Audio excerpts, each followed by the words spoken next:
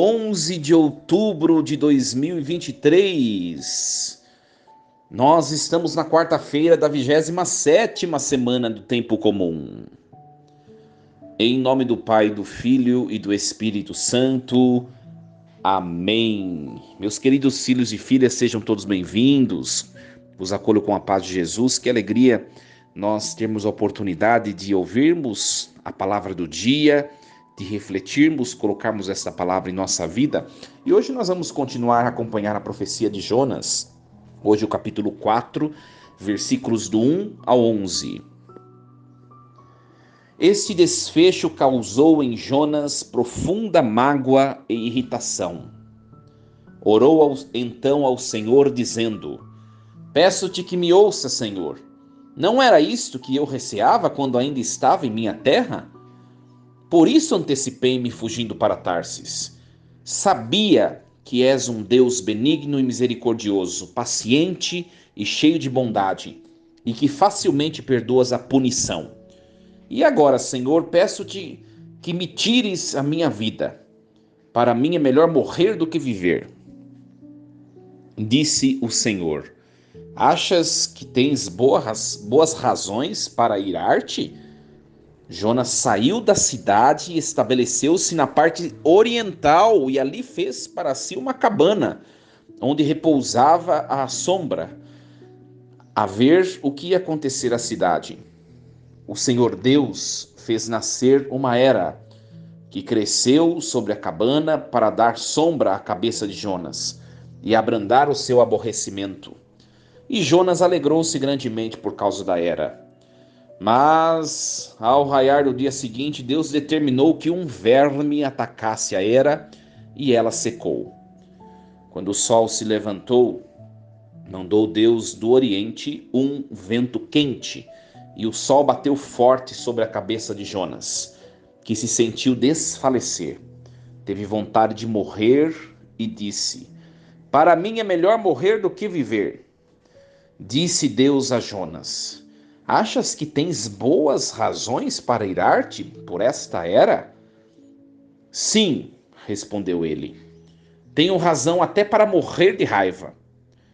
O Senhor replicou-lhe: Tu sofres por causa desta planta que não te custou trabalho e não fizeste crescer, que nasceu numa noite e na outra morreu.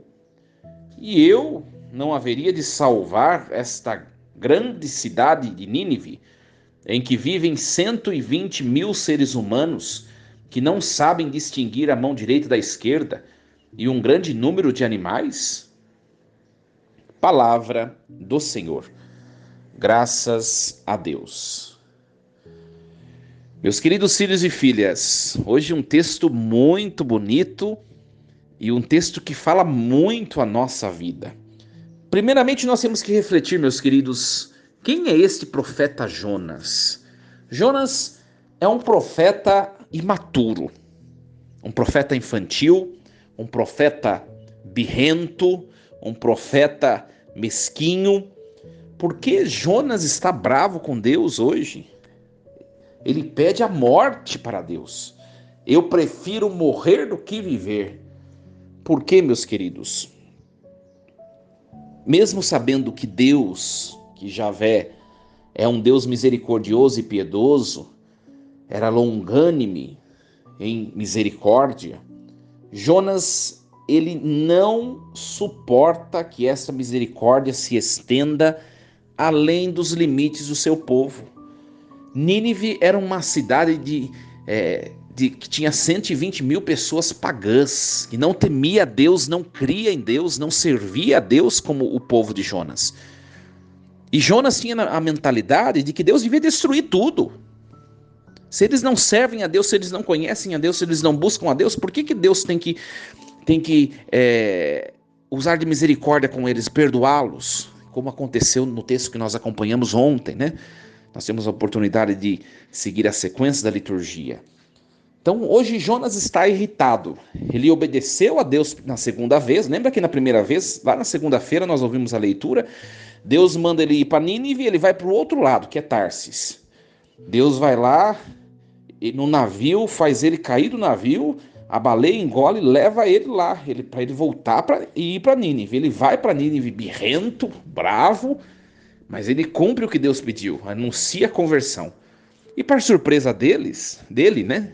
A cidade de Nínive se converte, para surpresa dele, né? Eu acho que ele, né, ele pregou a conversão com um bico, uma tromba daquela, né? E eu acredito que ele tenha pensado, eu vou falar o que Deus está mandando, mas eu sei que não vai adiantar nada, esse povo daqui pagão não vai se converter nada. E no primeiro dia que ele pregou, o povo se converteu, que foi a leitura de ontem. E como o povo se converteu, Deus aplacou a sua ira e Deus não destruiu a cidade, porque o povo se converteu, fez penitência. E aí Jonas ficou bravo, né? Jonas ficou bravo porque ele pensava que o povo não ia se converter e que Deus iria destruir a cidade, né? E esse pensamento desse profeta, né, é, é o mesmo pensamento do nosso, minha gente. Às vezes a gente pensa que nós, congregando a igreja, nós temos privilégios em relação aos outros que não conhecem a Deus, que não conhecem a igreja. Nós não temos privilégio nenhum, pelo contrário. Nós, conhecendo a verdade da revelação, que nós católicos temos a plenitude da verdade, nós temos maior risco de perder a eternidade do que aqueles que estão longe de Deus por não conhecerem, né? Olha o que Deus faz para Jonas poder perceber a pedagogia de Deus. Jonas está deitado no sol quente, Deus faz crescer uma árvore, né? Uma era. E essa árvore provoca sombra em Jonas, refresca Jonas, né? Só que daqui a pouquinho Deus mesmo que fez crescer a árvore, Deus também faz ela secar. E aí Jonas fica bravo também por causa da árvore, né? E aí Deus diz a ele: você está bravo por causa dessa árvore? Não foi você que plantou, foi eu quem fiz crescer. Você não fez o mínimo esforço para essa árvore crescer. Foi eu quem a proporcionei para causar sombra em você. Da mesma maneira eu tirei, né? Se você está bravo por essa árvore, porque você não queria que ela morresse, e agora você quer que 120 mil seres humanos morram, é bem a realidade do dia de hoje, minha gente, né?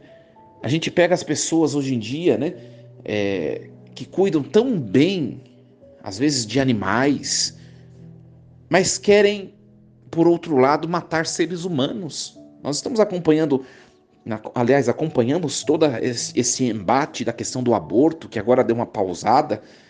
Eu tenho certeza que está silenciando isso, mas daqui a pouco insurge de novo, não tenho dúvida disso. Mas agora está pausada, mas as pessoas cuidam, por exemplo, de animais silvestres, né?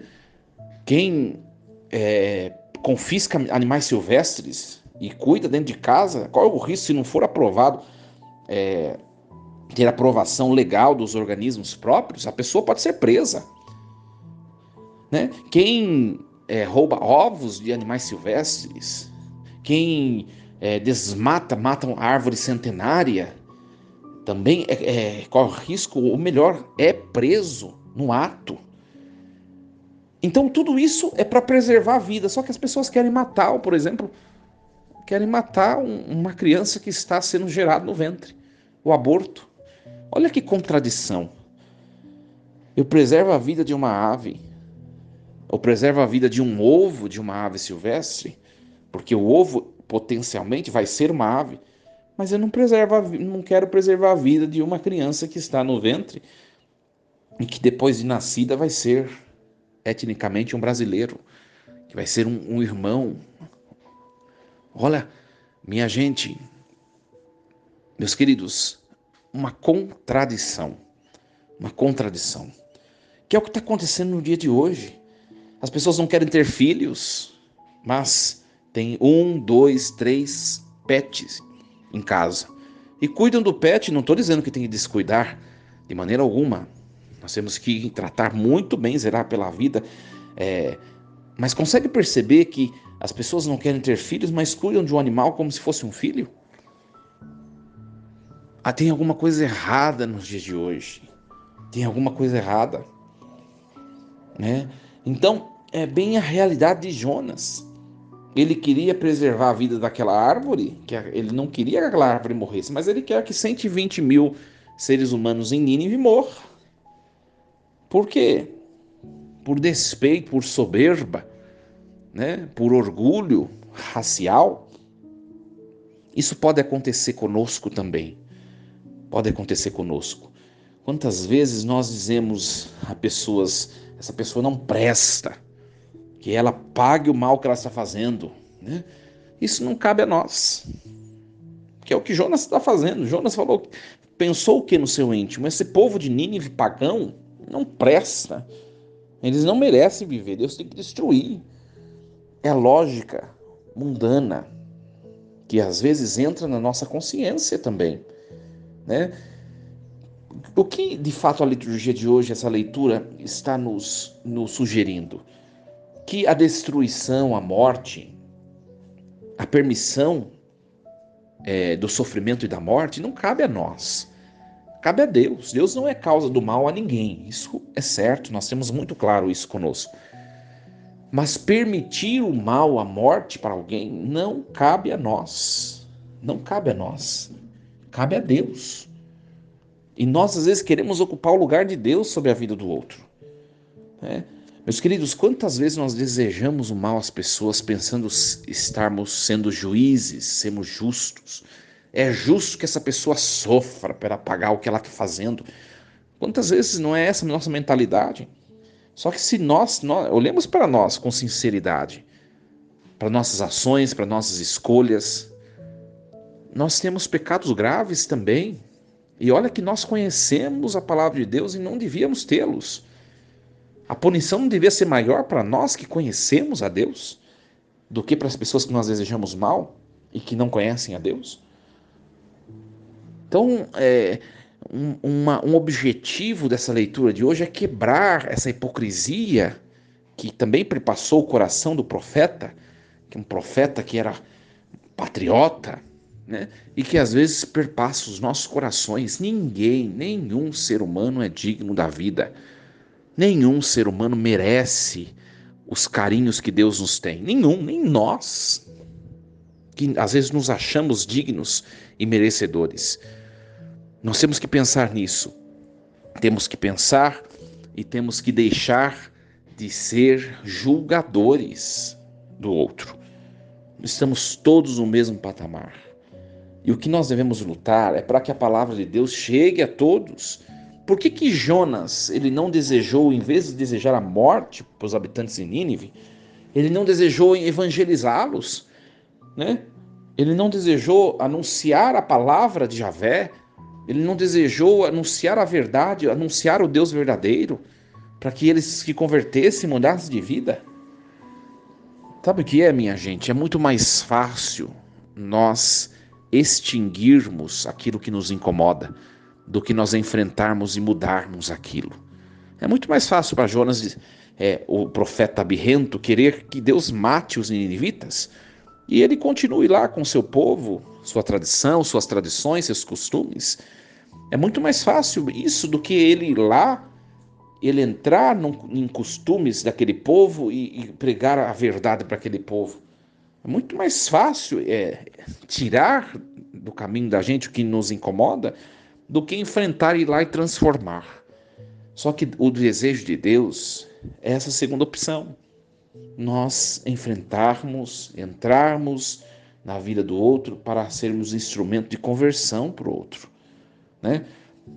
É só a gente pensar para encerrar essa reflexão de hoje. Quantas vezes a gente critica pessoas com as quais nós convivemos, né? Ah, tal fulano é desse jeito, ciclano é desse jeito. Mas você já pregou a verdade para essa pessoa? Você já anunciou, foi testemunho da verdade? Não somente com palavras, mas com sua vida, né? Na caridade, no carinho, ao falar, você já anunciou a verdade para essa pessoa? Olha, isso não faz isso, não vai dar certo. Vamos rezar, volte para Deus, não sei o quê. Você já fez isso? É muito fácil criticar. É o que Jonas está fazendo. É muito fácil se impacientizar com o outro. É muito fácil, mas entrar no coração do outro e ser para o outro um testemunho de conversão, isso é desafiador. E não são palavras não, minha gente. Não estou dizendo que a gente tem que chegar no outro e começar a dar lição de moral, porque isso aí não serve para nada, viu? Não serve para nada. É testemunho de vida. Mais do que palavras, é nós sermos testemunho para aquela pessoa. A pessoa vai olhar a nossa vida e ela convivendo conosco, ela vai perceber: nossa, eu quero ser uma pessoa benigna, bondosa, virtuosa como essa pessoa, como esse cara e como essa pessoa. É isso que as pessoas têm que dizer ao olhar para nós.